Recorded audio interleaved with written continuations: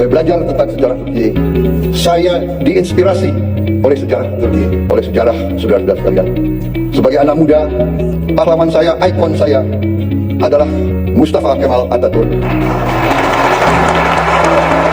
Tadinya mau heran berhubung ini Prabowo Subianto, jadi ya maklum saja. Maklum saja karena Prabowo mengidolakan seorang Mustafa Kemal Atatürk, orang yang telah menghapus kekhalifahan Utsmaniyah pada tahun 1924. Prabowo Subianto mengidolakan Mustafa Kemal Atatürk, seorang pemimpin yang telah membuat sekulerisme ekstrim, ya, yang memisahkan antara kehidupan beragama dan bernegara secara tegas.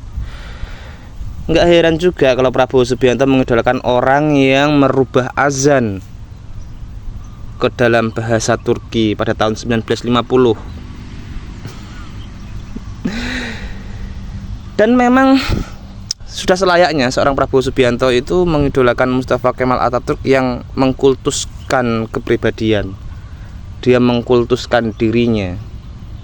Bahkan orang-orang yang mencoba mengkritik Mustafa Kemal Atatürk ketika itu, dia akan dihukum pidana dengan pasal Undang-Undang nomor 5816. Jadi tolong teman-teman jangan heran ketika sebentar lagi mungkin Prabowo Subianto itu membuat patung yang banyak, membuat poster-poster yang banyak, ya karena beliau mengidolakan Mustafa Kemal Atatürk. Sebagaimana yang dilakukan oleh Mustafa Kemal ketika itu, di semua jalan, di tempat-tempat umum itu banyak sekali patung-patungnya. Bahkan Prabowo juga mempunyai patung Mustafa Kemal Atatürk. Dia mengaku punya patungnya Mustafa Kemal Atatürk.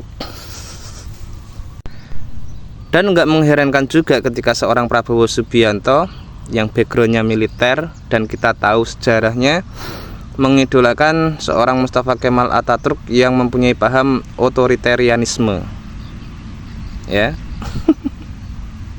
Gak heran Pak, di mana paham ini, paham otoriter ini, ketika itu Mustafa Kemal Atatürk membuat partai tunggal dan memonopoli seluruh Turki di masa hidupnya.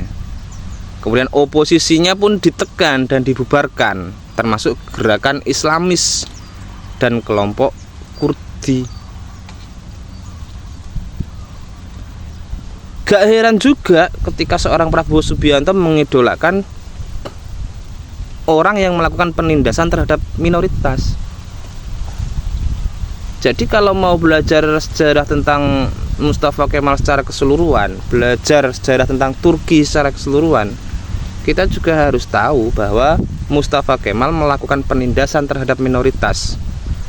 Kebijakan nasionalisme Turki meminggirkan identitas etnis luar seperti Kurdi, Armenia, Yunani, dan menimbulkan pemberontakan dari kaum Kurdi, yang mana dikenal dengan pemberontakan Syekh Said di tahun 1925. Ya, kita juga harus tahu dan nggak wajib heran karena ini adalah Prabowo Subianto.